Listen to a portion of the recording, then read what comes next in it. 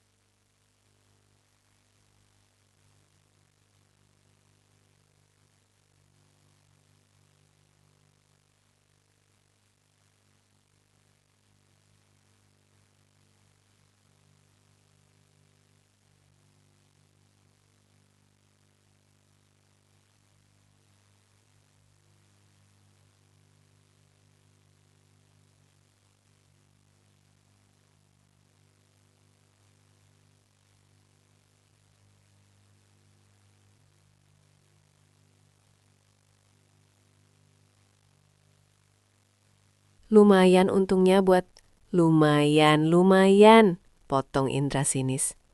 Berapa sih untung jualan recehan gini? Paling cuma buat beli bakso. Lihat tuh Ferawati, teman kantorku. Dia pulang kerja masih bisa masak, rumahnya rapi, wangi, dandan cantik. Nggak kayak kamu, kumel, bau kardus. Nama itu lagi, Ferawati. Staf administrasi baru di kantor Indra yang belakangan ini sering disebut-sebut. Hartini tahu Ferawati. Wanita single, selalu tampil modis dengan blazer kerja dan sepatu hak tinggi. Tentu saja dia rapi. Dia tidak harus mengurus rumah tangga dan mencari uang tambahan di saat bersamaan. Mas, Tini kayak gini juga buat bantu ekonomi kita. Gaji Mas kan? Hartini tidak melanjutkan kalimatnya, takut menyinggung ego suaminya. Gaji aku kenapa? Kurang. Indra melotot. Egonya tersentil hebat. Aku ini staf admin tetap. Gaji UMR lebih. Cukup buat hidupin kamu kalau kamu bisa ngatur duit. Kamu aja yang boros. Udahlah, aku malas ribut. Bersihin ini semua sekarang. Kalau aku keluar dari kamar mandi masih berantakan, awas kamu. Indra membanting pintu kamar mandi. Hartini berdiri mematung di tengah tumpukan paketnya. Air matanya menetes, jatuh ke atas plastik polimer berwarna hitam. Hartini ingin berteriak. Dia ingin bilang bahwa gaji UMR Indra itu hanya lewat permisi. Cicilan KPR rumah ini saja sudah 4 juta rupiah sebulan karena mereka mengambil tenor pendek. Belum listrik, air, kuota internet, dan susu anak. Gaji Indra yang 5 juta itu sisa 1 juta untuk makan sebulan. Mana cukup? Selama 2 tahun terakhir, Hartinilah yang menutupi semua kekurangan itu. Hartini yang membayar token listrik saat meteran berbunyi. Hartini yang mentransfer uang ke rekening KPR setiap tanggal 10 agar tidak didenda. Semua dari hasil recehan jualan baju anak yang Indra hina. Tapi Indra tidak pernah mau melihat mutasi rekening. Indra hanya tahu dia transfer gaji ke Hartini dan semua beres. Dia merasa menjadi pahlawan keluarga, padahal dia hanya menopang 1 tiang di rumah yang butuh 4 tiang penyangga. Sabar, Tini. Sabar. bisiknya pada diri sendiri. Dia kembali duduk di lantai, melakban paket demi paket dengan air mata yang terus mengalir. Demi rumah ini, demi anak-anak. Ketegangan di rumah itu memuncak seminggu kemudian. Hari itu hari Sabtu, Indra libur. Seharusnya hari libur dipakai untuk istirahat. Tapi bagi Hartini, Sabtu adalah hari panen orderan. Hartini sedang melakukan live streaming di pojok ruang tamu. Dia berteriak-teriak semangat mempromosikan dagangannya ke kamera ponsel. Ayo bunda, etalase nomor 5 diskon gila-gilaan. Baju tidur anak bahan katun Jepang cuma 35.000 aja. Check out sekarang sebelum kehabisan. Suara Hartini yang nyaring menembus dinding kamar tidur tempat Indra sedang mencoba tidur siang. Indra bangun dengan kepala berdenyut. Dia merasa rumahnya bukan lagi miliknya. Ditambah lagi, tadi malam Indra melihat postingan Instagram Ferawati. Wanita itu baru saja memamerkan foto apartemen studionya yang minimalis, estetik, bersih, dengan caption, "Home Sweet Home. Ketenangan adalah kunci."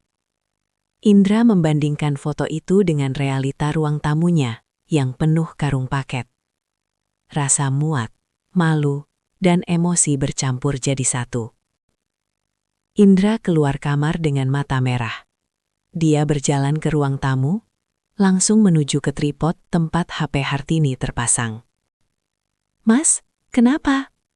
Hartini kaget melihat suaminya muncul di layar live. Tanpa bicara, Indra mematikan siaran live itu secara paksa. Dia mencabut kabel ring light sampai putus. "Mas, apa-apaan sih? Penontonku lagi rame," protes Hartini. "Cukup," teriak Indra. Suaranya menggelegar. "Aku muak, Tini. Aku muak dengar suara kamu teriak-teriak kayak tukang obat. Aku muak lihat sampah-sampah ini." Indra menendang tumpukan paket yang sudah siap kirim. "Aku mau rumah ini bersih. Sekarang." "Mas, ini barang orang. Udah dibayar. Kalau dirusak aku harus ganti rugi." Hartini mencoba menghalangi Indra yang mulai mengambil paksa karung-karung paket itu. "Ganti rugi? Kamu pikir aku peduli? Kamu lebih mentingin barang murahan ini daripada kenyamanan suamimu."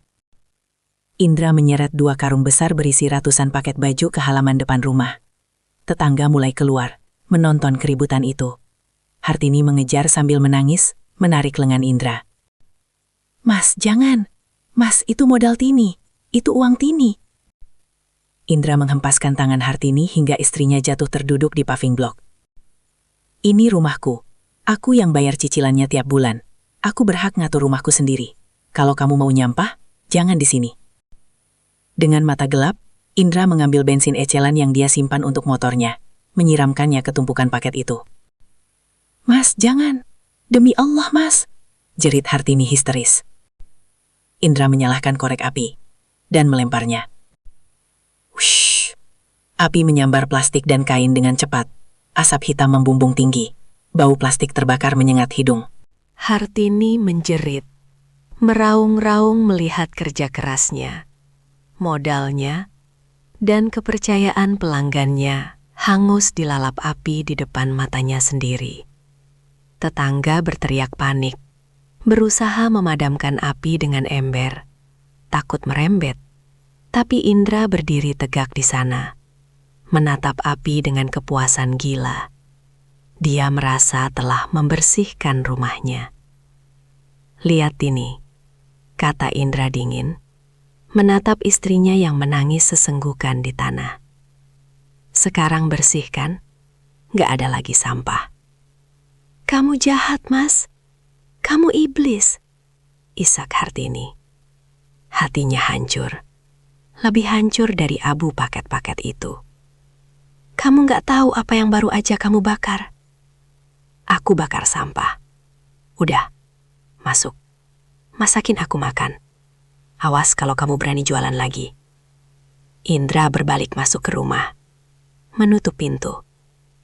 Hartini masih duduk di tanah, menatap sisa-sisa kebakaran itu. Tetangga menatapnya dengan iba. Saat itu, Hartini tidak lagi merasakan cinta. Rasa hormatnya pada Indra ikut terbakar habis.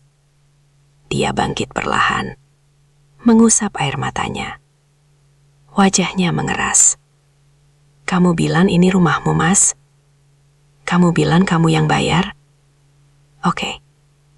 Mari kita lihat seberapa lama rumahmu ini bertahan tanpa sampahku." Sore itu juga, Hartini mengemasi barang-barang pribadinya. Dia membawa anak mereka satu-satunya ke rumah orang tuanya. Dia tidak pamit pada Indra. Dia hanya meninggalkan secari kertas di meja makan. "Aku pergi. Nikmatilah rumah bersihmu yang tenang itu." 1 bulan berlalu sejak kepergian Hartini. Indra merasa hidupnya kembali normal. Rumahnya sepi, bersih. Tidak ada tumpukan paket. Dia merasa bebas. Dia bahkan mulai berani mendekati Ferawati. Sering mengajaknya makan siang atau memberi tebengan pulang. Dengan alasan, "Istri saya lagi pulang kampung lama." Ferawati, yang melihat Indra sebagai staf senior yang mapan, karena punya rumah di komplek elit, menyambutnya dengan hangat. "Mas Indra hebat ya. Rumah rapi, kerjaan beres. Pasti istrinya beruntung," puji Ferawati suatu hari, saat Indra memamerkan foto ruang tamunya yang kosong melompong. Indra tersenyum bangga. "Ya, begitulah Fer. Saya suka kebersihan." Namun kebahagiaan semu Indra mulai retak. Tepat di tanggal 10. Ponsel Indra berdering. Nomor kantor pusat Bank BTN. Bank penyedia KPR. "Halo, selamat siang. Dengan Bapak Indra. Kami dari bagian penagihan KPR. Menginformasikan bahwa cicilan rumah Bapak bulan ini belum masuk dan sudah lewat jatuh tempo 3 hari. Mohon segera dibayarkan beserta dendanya." Indra mengernyit. "Loh, Mbak salah cek kali." Saya selalu auto debit dari rekening gaji saya. Mohon maaf Pak, saldo di rekening payroll Bapak tidak mencukupi untuk pendebetan cicilan sebesar 4,2 juta rupiah. Saldo Bapak saat ini hanya 800.000 rupiah. Indra kaget. Dia segera mengecek mobile bankingnya. Benar saja, saldonya tinggal sedikit. Dia bingung. Bukannya gajinya 5 juta? Indra mencoba mengingat-ingat. Oh iya, dia pakai 1 juta untuk servis motor, 1 juta untuk traktir Ferawati makan enak beberapa kali, dan sisanya untuk bensin dan makan harian. Tunggu, Indra berkeringat dingin. Biasanya nggak pernah kurang. Kok bisa? Dia mengecek riwayat mutasi rekening bulan-bulan sebelumnya, saat Hartini masih ada. Dia terbelalak. Ternyata, setiap tanggal 9, sehari sebelum pendebetan KPR, selalu ada dana masuk, transfer in, sebesar 4.500.000 ke rekening Indra, dengan keterangan, setoran Hartini. Indra mematung. Selama ini, dia pikir gajinya yang membayar rumah. Ternyata, gajinya selalu habis untuk gaya hidup dan kebutuhan pribadinya sendiri. Hartinilah yang diam-diam mentransfer uang hasil jualan online ke rekening Indra setiap bulan untuk menutupi cicilan rumah, listrik, dan air. Hartini melakukan itu agar saldo Indra cukup saat di autodebit, menjaga harga diri Indra agar merasa bertanggung jawab. Jadi selama ini, paket-paket yang aku bakar itu, Indra tertuduk lemas di kursi kerjanya. Belum selesai kagetnya, notifikasi WhatsApp masuk. Dari PLN. Pelanggan YTH. Token listrik Anda hampir habis. Sisa 5,2 kilowatt. Di rumah, listrik mati. Gelap gulita. Indra tidak punya uang tunai lagi. Besoknya, teror berlanjut. Tagihan air membengkak. Iuran keamanan lingkungan ditagih Satpam dengan nada ketus, karena sudah nunggak 2 bulan. Indra mencoba menghubungi Hartini. Nomornya tidak aktif. Dia ke rumah orang tua Hartini, tapi diusir oleh bapak mertuanya. Jangan cari anak saya kalau cuma bawa susah. bentak mertuanya. Indra mulai panik. Dia butuh uang. Dia mencoba meminjam ke teman kantor, tapi nihil. Akhirnya, dengan putus asa, dia mencoba curhat ke Ferawati, berharap simpati. Fer, aku lagi ada masalah keuangan dikit nih. Dompet ketinggalan, ATM limit. Boleh pinjam 500.000 nggak buat bayar listrik? Tanya Indra saat makan siang di kantin. Wajah Ferawati yang tadinya manis langsung berubah dingin. Dia meletakkan sendoknya. Mas Indra, maaf ya, aku kira mas orang mapan. Masa kepala keluarga pinjam duit ke perempuan buat bayar listrik? Istrimu kemana? Istriku lagi ada masalah. Fer, tolonglah. Aku janji ganti pas gajian. Ferawati berdiri, merapikan blazernya. Duh, males banget deh sama cowok Mokondo. Modal krual doang. Maaf ya mas, aku ilfil. Jangan deketin aku lagi. Ferawati pergi begitu saja, meninggalkan Indra yang termanggu di kantin. Hancur sudah citranya. Hancur sudah harapannya. Malam itu, di rumah yang gelap dan panas karena listrik mati, Indra duduk di lantai ruang tamu yang bersih itu. Hening. Sangat hening. Tidak ada suara lakban, tidak ada suara Hartini yang ceria jualan. Yang ada hanya suara perutnya yang lapar dan suara hati nuraninya yang mulai menjerit. Dia telah membakar sumber rezekinya sendiri. Dia telah mengusir malaikat penolongnya demi sebuah ego kosong dan wanita yang hanya melihat isinya dompet. 3 bulan kemudian, rumah KPR Indra akhirnya dipasang pelang dijual atau lelang oleh bank. Dia tidak sanggup membayar cicilan yang menunggak dan denda yang menumpuk. Indra harus angkat kaki. Dia kini ngekos di kamar petak sempit dekat kantor, kembali ke titik nol. Suatu sore, saat pulang kerja naik angkot, motornya sudah dijual buat bayar sisa utang, Indra melewati sebuah jalan raya yang ramai. Matanya tertuju pada sebuah ruko 2 lantai yang baru dibuka. Ada karangan bunga berderet di depannya. Papan namanya besar dan mentereng. Gudang Hartini, pusat grosir baju anak dan oleh-oleh. Jantung Indra seakan berhenti. Dia buru-buru turun dari angkot. Dia berjalan mendekat ke ruko itu. Di dalamnya, suasananya sibuk luar biasa. Bukan berantakan seperti di rumah dulu, tapi tertata rapi. Ada rak-rak display yang cantik, ada kasir, dan di lantai 2 terlihat beberapa karyawan sedang sibuk packing paket. Dan di sana berdiri Hartini. Hartini terlihat berbeda. Dia mengenakan gamis modern yang elegan, hijabnya rapi, wajahnya glowing dan segar. Dia sedang memberi arahan pada karyawannya sambil memegang tablet. Aura tukang paket yang kumal sudah hilang, berganti dengan aura ibu bos. Indra memberanikan diri masuk, kakinya gemetar. Tini, panggil Indra pelan. Hartini menoleh.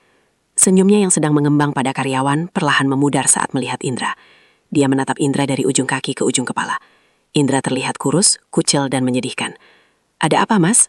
Tanya Hartini tenang. Tidak ada kemarahan, hanya ketegasan. Tini, kamu? Ini tokomu? Alhamdulillah. Sejak kejadian kebakaran itu, ceritaku viral di TikTok mas. Banyak supplier yang simpati dan kasih aku modal barang konsinyasi. Netizen juga bantu larisin daganganku. Allah ganti kerugianku berkali-kali lipat. Aku bisa sewa ruko ini dan gaji 5 karyawan. Indra menelan ludah. Penyesalan menghantam dadanya seperti palu godam. Tini, mas nyesal. Mas hancur, Tin. Rumah disita bank. Mas ngekos sekarang. Ferawati juga ninggalin mas. Indra mencoba meraih tangan Hartini. Kita rujuk ya, Tin. Mas janji nggak bakal ngelarang kamu jualan lagi. Mas bakal bantuin kamu packing. Mas bakal jadi kurir kamu. Tolong, Tin. Mas butuh kamu. Hartini menarik tangannya mundur. Dia menggeleng pelan. Mas, paket yang sudah jadi abu nggak bisa balik jadi baju lagi. Hati yang sudah dibakar nggak bisa utuh lagi. Hartini mengambil sebuah amplop dari laci kasir. Ini ada sedikit uang. Anggap aja komisi terakhir karena mas dulu pernah ada di hidupku. Ambil dan tolong jangan datang lagi. Aku sudah bahagia. Tini, tapi anak kita butuh ayah. Indra mencoba senjata terakhirnya. Anak kita butuh ayah yang menghargai ibunya. bukan yang membakar masa depan keluarganya demi gengsi. Sekarang, anakku hidup cukup, sekolah bagus, dan gak perlu lihat bapaknya ngamuk-ngamuk bakar barang. Hartini memanggil Satpam Ruko. Pak Asep, tolong antarkan bapak ini keluar. Indra digiring keluar dari istana bisnis Hartini. Dia berdiri di trotoar, memegang amplop itu. Dia melihat ke dalam ruko kaca itu. Dia melihat Hartini tertawa lepas bersama karyawannya. Hartini bersinar. Indra sadar, selama ini yang membuat rumahnya kotor dan sumpak bukanlah tumpukan paket Hartini, tapi kesombongan dan ketidaktahuannya sendirilah yang menjadi sampah di rumah itu. Dan sekarang, sampah itu telah dibuang pada tempatnya, di jalanan yang sepi dan penuh penyesalan.